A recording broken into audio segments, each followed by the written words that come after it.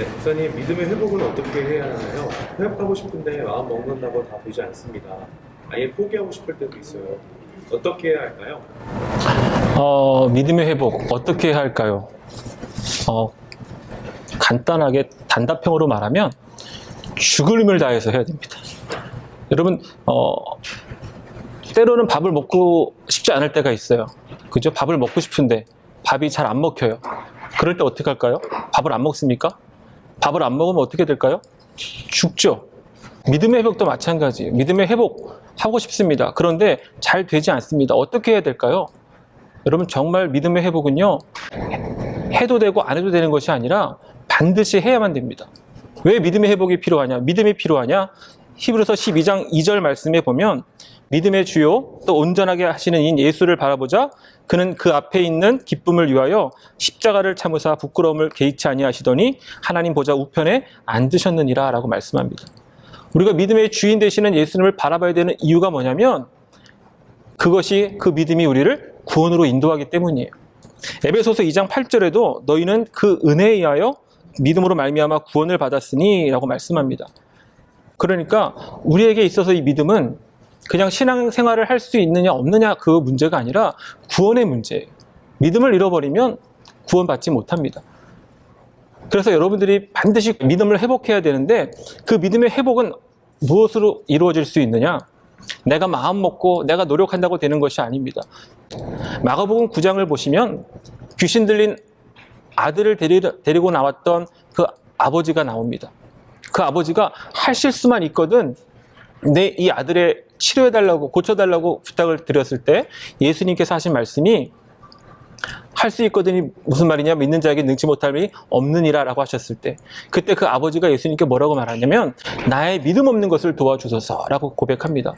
정말로 믿음이 회복되어지기를 원한다면 첫 번째는요, 주님 앞에 나아가는 거예요. 주님을 바라보고 주님께 간구하시기 바랍니다. 주님, 제 믿음이 흔들리고 있습니다. 저의 믿음을 붙잡아 주시옵소서. 저에게 믿음을 더하여 주시옵소서. 믿음을 회복시켜 주시옵소서. 그리고 로마서 10장 17절에서 말씀하고 있는 것처럼 믿음은 들음에서 나며 들음은 하나님의 말씀으로 말미암느니라. 하나님의 말씀을 가까이 하시고 또 예수님께 부르짖을 때 믿음의 회복이 이루어질 줄로 믿습니다. 온라인 예배에 집중하기 쉽지 않은데 집중할 수 있는 팁이 있을까요? 비대면 예배가 계속 되다 보니 어떤 마음으로 비대면 예배에 임해야 하는지도 혼란스러워졌네요. 어떻게 바라봐야 할까요? 네, 일단 이 질문을 받고 저는 개인적으로 굉장히 기뻤어요. 그리고 이것이 어떻게 보면 코로나19가 우리에게 가져다 준 유익이 아닐까라는 생각을 해봅니다. 무슨 말이냐면 그동안 우리가 예배에 대해서 너무 생각이 없었어요. 그냥 주일이 되면 또 예배 드리는 날이 되면 아무 생각 없이 습관처럼 그냥 성전에 나와서 예배를 드리고 갔단 말이죠. 여러분, 사실 어떻게 보면 비대면 예배냐 온라인 예배냐 이것보다 더 중요한 것이 예배의 본질입니다. 이스라엘 백성들이 하나님의 심판을 받을 때 그들의 예배를 드리지 않았기 때문이 아니었어요. 그들은 열심히 예배 드렸습니다. 열심히 11조도 드렸습니다. 그런데 문제는 뭐냐면 하나님께서 그들의 예배를 받지 않으셨다라고 하는 거예요. 그래서 말라기서 1장 10절에 보면 만군의 야훼가 이르노라 너희가 내 제단 위에 헛되이 불사르지 못하게 하기 위하여 너희 중에 성전문을 닫을 자가 있었으면 좋겠도다 라고 말씀하고 계세요. 비대면 예배를 드려야 됩니까? 온라인 예배를 드려야 됩니까? 사실 이것보다 더 중요한 것은 그 예배의 핵심을 잃어버리지 말아야 된다라는 거예요. 예배를 받으시는 분은 하나님이십니다. 그렇기 때문에 우리가 온라인이 됐든 아니면 비대면이 됐든 교회 성전에 나와 예배를 드리든 그 예배를 받으시는 하나님께서 기뻐 받으실 수 있도록 우리 자신을 준비해서 드려야 된다라고 하는 거예요. 그래서 여러분들이 이 비대면 예배를 통해서 하나님을 예배할 때 여러분 마음가짐이 중요해요. 지금 우리 집에 또 내가 지금 예배를 드리고 있는 그 현장에 하나님이 오셨다. 그럼 하나님이 어떻게 이 예배를 받으실까라는 생각을 가지고 예배를 드린다면 그 예배가 비대면 예배가 됐든 온라인 예배가 됐든 하나님이 받으시는 예배가 될 줄로 믿습니다. 팁을 드린다면 여러분이 성전에 나와 있는 것처럼 여러분이 예배 드리는 그 장소를 잘 정돈하시기를 바라요. 이제 이 온라인 예배가 끝나고 우리가 성전이 회복되어서 성전으로 나올 수 있게 되어진다면 여러분 정말 기쁨으로 또 예전과는 변화된 모습으로 예배를 사모하는 심령으로 달려나와서 하나님을 예배하시기를 바랍니다. 열심히 기도하라고 하는데 주님은 이미 우리의 삶을 계획해 놓으셨다고 하지 않았나요? 이미 계획해 놓으셨는데 기도하면 달라질까? 라는 생각이 들 때는 기도할 마음이 없어지기도 해요. 기도하면 정말 달라지는지, 그리고 이미 계획해 놓으셨다고 하는 범위는 어디까지인지 궁금합니다. 네. 지금 이 질문은요, 어떻게 보면 기도에 대한 오해가 있는 것 같아요. 하나님의 계획하심과 기도. 기도는요, 여러분 도깨비 방망이가 아닙니다. 기도는 내가 원하는 것을 떼쓰고 구하는 것이 기도라고 생각을 하는데 그건 잘못된 생각입니다.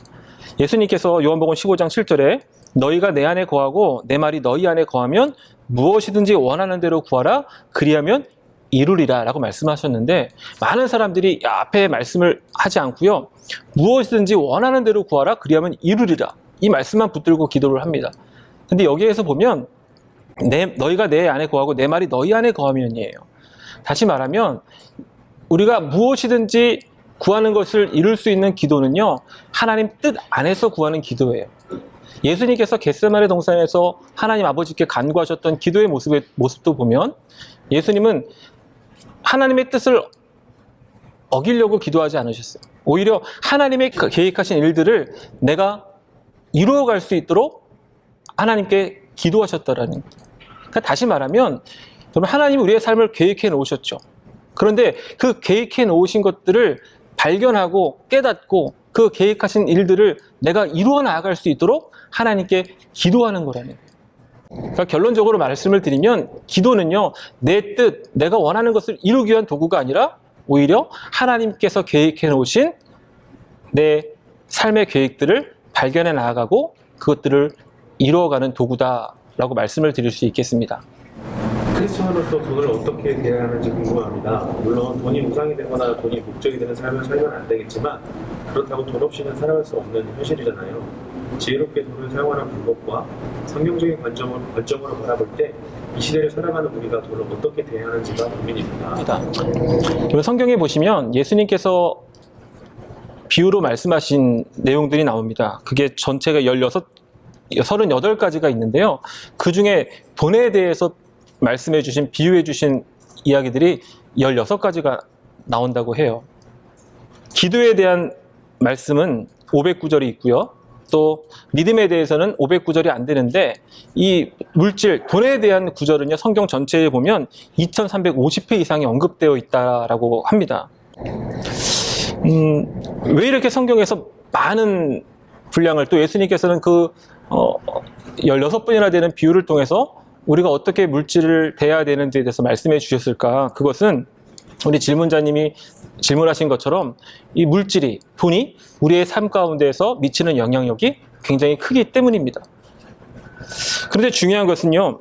디모데전서 6장 10절에서 사도 바울은 우리에게 분명히 말씀합니다. 돈을 사랑함이 일만하게 뿌리가 된다라고 말합니다. 여기서 중요한 것은 돈이 일만하게 뿌리가 된다라는 것은 아니에요. 돈을 사랑하는 것이 일만하게 뿌리가 된다라고 이야기합니다. 우리가 그리스도인으로서 물질을 어떻게 바라봐야 되고 어떻게 사용해야 되느냐, 그것은요 물질의 주인이 누구신가를 분명히 기억하고 살아가야 된다라는 것입니다. 성경은 여러 곳에서 물질, 이 세상의 주인이 하나님이시지만 물질의 주인도 하나님이시라고 이야기합니다. 그래서 하나님의 자녀들에게, 믿음의 사람들에게 하나님께서 선물로 물질을 주신다라고 이야기합니다. 그럼 우리가 그 물질을 어떻게 사용해야 되느냐? 디모데전서 6장 18절에 선을 행하고 선한 사업을 많이 하고 나누어 주기를 좋아하며 너그러운 자가 되라고 말씀하고 있어요. 하나님께서 우리에게 물질의 복을 주실 때는 그 물질을 가지고 내 마음대로 내가 하고 싶은 것들을 누리면서 살라고 주시는 것이 아니라 선한 사업을 많이 하고 나누어 주는 것을 좋아하고, 그러니까 내 주변에 힘들고 어려운 사람들을 도와주고 보살펴 주라고 우리에게 물질을 맡겨주시는 것입니다. 그러니까 물질, 돈 자체가 나쁜 것이 아니라 그 물질이 하나님 손에 있느냐 아니면 사탄의 손에 있느냐가 중요한 것이죠. 근데 제일 중요한 건 일단 돈을 많이 버십시오. 돈이 없이 이런 고민은 하나만 안 합니다.